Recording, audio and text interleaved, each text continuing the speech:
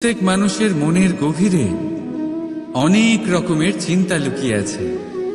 পিতামাতার চিন্তা, সন্তানের চিন্তা, স্ত্রীর চিন্তা, কাজের চিন্তা, ভবিষ্যতের চিন্তা ইত্যাদি ইত্যাদি। মানুষের এই মন নানান চিন্তায় ভরা, কিন্তু আস্তে আস্তে এই চিন্তা চিতা হয়ে ব্যক্তিকে সমাপ্ত করে দেয়। আপনাদের একটা কথা মনে করিয়ে দিই, যে কথা আপনারা আগে থেকেই জানেন। কি অদ্ভুত ব্যাপার, তাই না?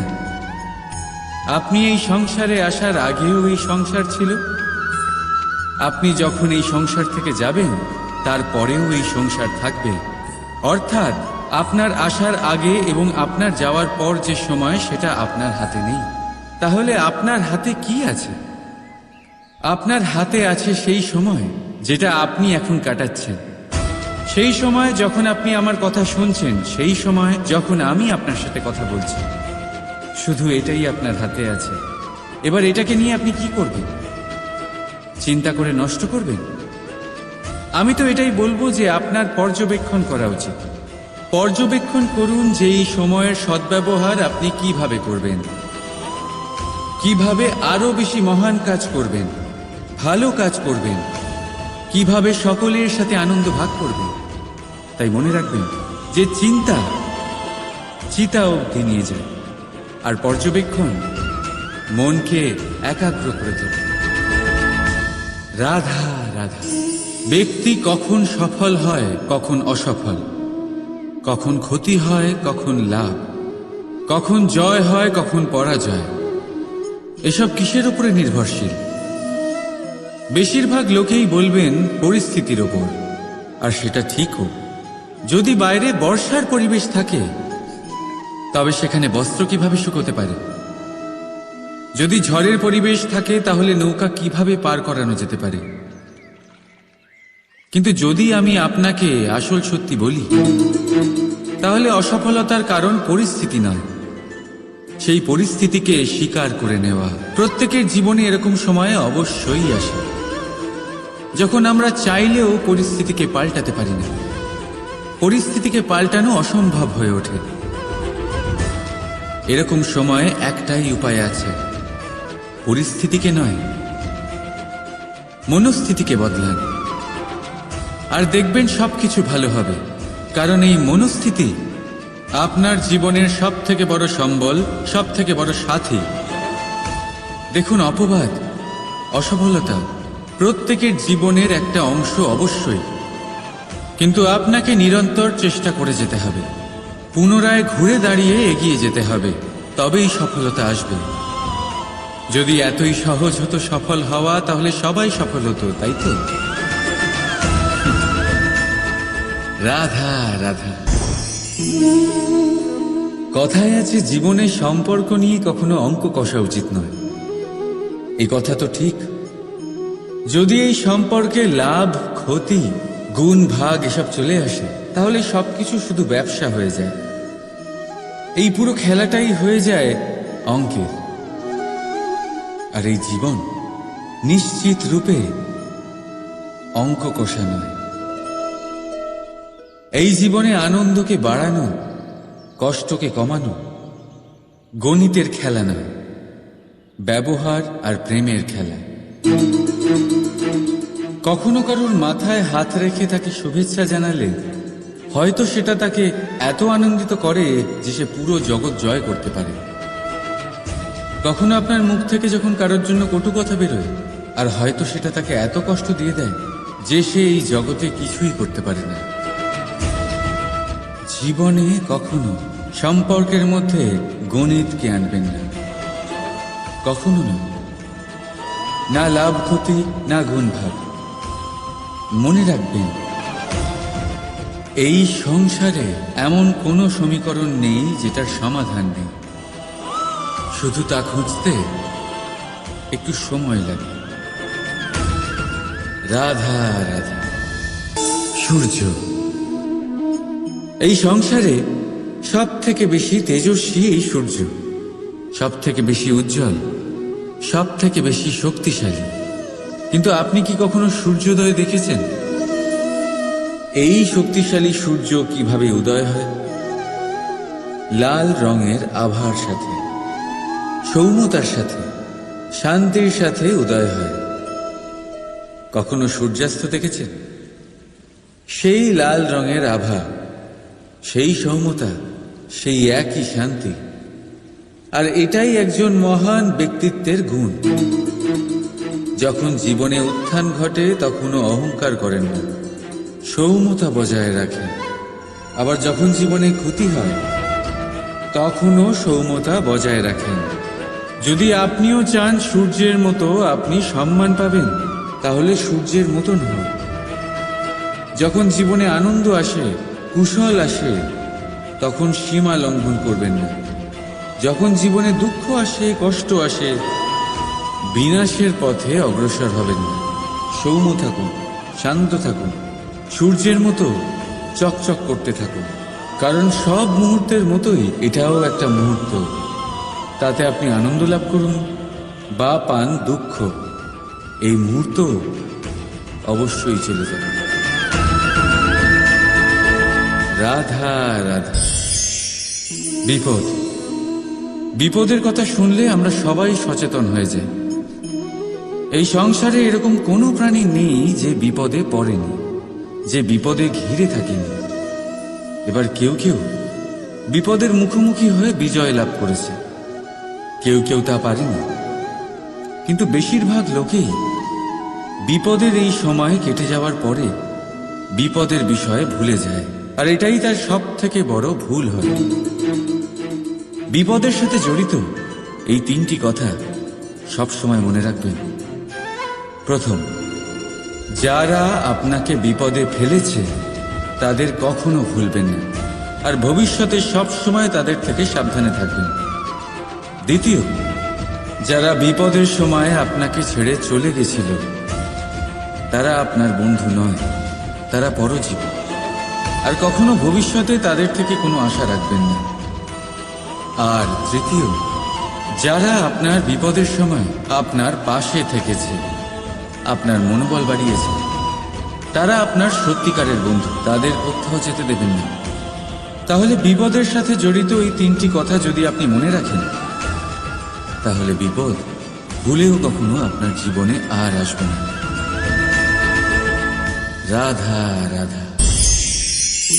আসুন আজকে আমরা কথা বলি ভাষার বিষয়ে।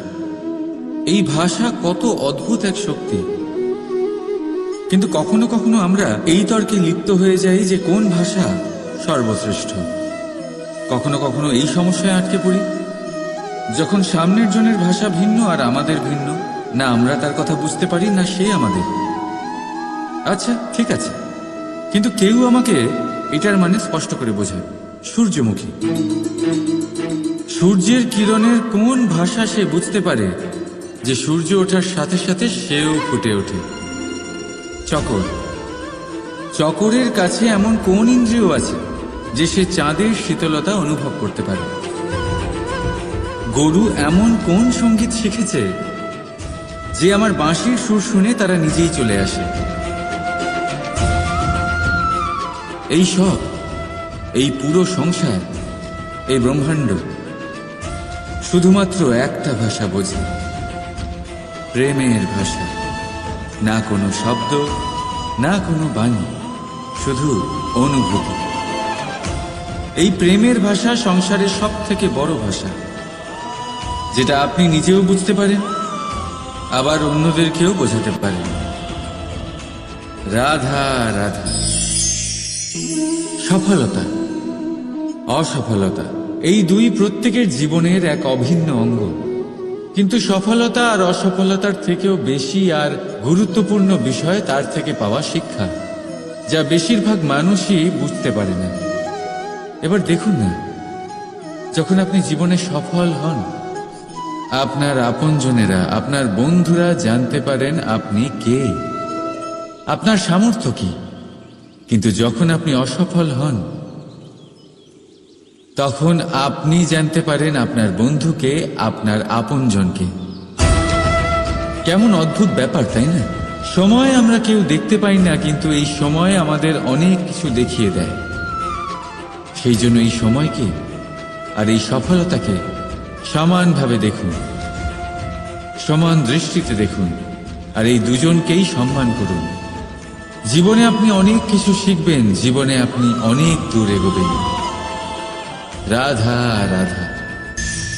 বন্ধুত্ব সংসারের সব থেকে বড় সম্পর্ক এই বন্ধুত্ব।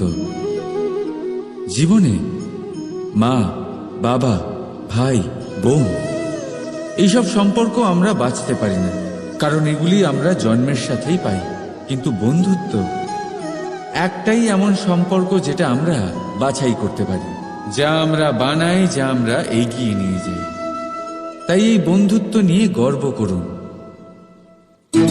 যাকে আপনি বন্ধু বেছেছেন তাকে নিয়ে গর্ব করুন। যদি আপনারা দুজনে একসাথে থাকেন তাহলে সেটা নিয়ে গর্ব করুন। যদি আপনার বন্ধু জীবনে এগিয়ে যায়, সফলতা পায়, তাহলে গর্ব করে বলুন, এই সফল মানুষটি আমার বন্ধু। যদি আপনার বন্ধু কোনো কারণে পিছিয়ে পড়ে, কোনো বিপদে পড়ে যায়, তখনও গর্বের সাথে তার পাশে দাঁড়িয়ে বলুন যে এই মানুষটি আমার বন্ধু। বন্ধুর সাথে একজোট হয়ে দাঁড়িয়ে থাকুন, যে কোনো পরিস্থিতিতে, সেটা ভালোই হোক বা খারাপ। এটাই মানুষের সব থেকে বড় পরীক্ষা। আর যে এই পরীক্ষায় উত্তীর্ণ হবে, বুঝে নেবেন তার জীবনে কোনো বিপদ আসতেই পারবে না, তারও না, তার বন্ধুর জীবনেও না। তাহলে আসুন আর আমার সাথে ভালোবেসে বলুন, রাধা রাধা। নির্মাণ করতে গেলে প্রথমে ভাঙনের জ্ঞান অত্যন্ত আবশ্যক। তার উদাহরণ আমি দেব এর দ্বারা।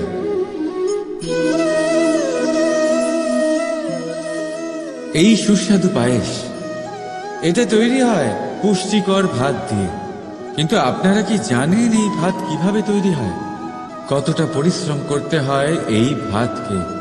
সর্বপ্রথম একে জলে ডুবে থাকতে হয়, তারপর সূর্যের প্রবল তাপে একে গরম হতে হয়, আর তারপরে ঢেঁকির মার সহ্য করতে হয়। শুকনো হলে একে প্রবল বেগে ঝাড়া হয়, তারপর গিয়ে তৈরি হয় এই ভাত, যা খেয়ে আপনি তৃপ্তি পান। এবার ভেবে দেখুন, এটা তো শুধুমাত্র ভাত। মানুষকে নিজেকে প্রতিষ্ঠিত করবার জন্য কত বড় পরীক্ষার সম্মুখীন হতে হয়। এই পরীক্ষার থেকেই তো আমরা ভয়ভীত হয়ে থাকি। পাবেন না। এই পরীক্ষার মুখোমুখি হন সাহসের সাথে, ধনাত্মক রূপে। একেই বলে বাধা পেরোন, একেই বলে পরিশ্রম, একেই বলে আহ্বান। আপনাদের নির্মাণের জন্য সব থেকে বড় সহায়ক। রাধা রাধা। আমরা সকলে পরিশ্রম করি, আর তার ফলও আমরা ভোগ করি। কিন্তু অনেক সময় এরকম হয় যে পরিশ্রম আমরা করি, কিন্তু বাহবা অন্য কেউ পেয়ে যায় বা অন্য কেউ নিয়ে যায়। এবার এই সময় আমরা নিরাশ হয়ে পড়ি, হতাশ হয়ে পড়ি। তারপর কাজে আমাদের একটুও মন বসে না। আমরা আমাদের পূর্ণ যোগদান করা বন্ধই করে দিই। চিন্তা করতে থাকি যে পুনরায় যদি এরকম পরিশ্রম করি আর পুনরায় সেই পরিশ্রমের বাহবা অন্য কেউ নিয়ে যায়, তাহলে সেই পরিশ্রম করেই বা কি লাভ? আর তার পরিণাম, এই সংসার আপনাকে নিকৃষ্ট মনে করতে শুরু করে। এবার আপনি জিজ্ঞেস করবেন, এরকম সময় কি করা উচিত? আপনাকে একটা কথা বলে রাখি, যে যদি আপনি এই নিয়ে চিন্তাই না করেন যে আপনার পরিশ্রমের বাহবা অন্য কেউ পেয়ে যাবে, তাহলে আপনি এই সংসারে মহান থেকে মহানতর কাজ করতে পারবেন। প্রত্যেকবার নিজের থেকে ওপরে যেতে পারবেন। আর এই সিঁড়ি অনেক লম্বা। তাই মনে রাখবেন, যখন কোনো বাগানে ফুল ফোটে, তাহলে লোকে মালিকে বাহবা দেয়, কিন্তু যখন সুগন্ধ বেরোয় তখন লোকে মালিকে নয়, সেই ফুলকে মনে রাখে। সেই জন্য নির্বিকার হয়ে চেষ্টা করতে থাকুন, পরিশ্রম করতে থাকুন। আপনি বাহবা অবশ্যই পাবেন। যদিও বা আপনাকে বাহবা দিতে লোকে ভুলে যায়, এই প্রকৃতি কখনো ভুলবে না। রাধা রাধা। আমরা মানুষ যাকে ভালোবাসি তার জন্য সব কিছু করতে পারি। যেমন ধরুন মা আর বাবা নিজের সন্তানের জন্য কি না করেন। তারা জন্ম থেকে চেষ্টা করেন যাতে তাকে সেই সব দিতে পারেন যা তার প্রয়োজন। ওর স্বাস্থ্য যাতে ঠিক থাকে তাই ওর দেখাশোনা করেন, ওর জন্য চিন্তা করেন। আজীবন চেষ্টা করেন, ধন অর্জন করেন যাতে সন্তানকে একটা বাড়ি দিতে পারেন, যাতে সন্তান খুশি থাকে। কিন্তু এর মধ্যে কিছু না কিছু অবশ্যই অনুচিত। এবার আপনি জিজ্ঞেস করবেন এর মধ্যে অনুচিত কি আছে? আমাদের নিজেদের সন্তানকে কিছু দিয়ে যদি আমরা সন্তুষ্টি লাভ করি তাহলে এতে ভুল কি?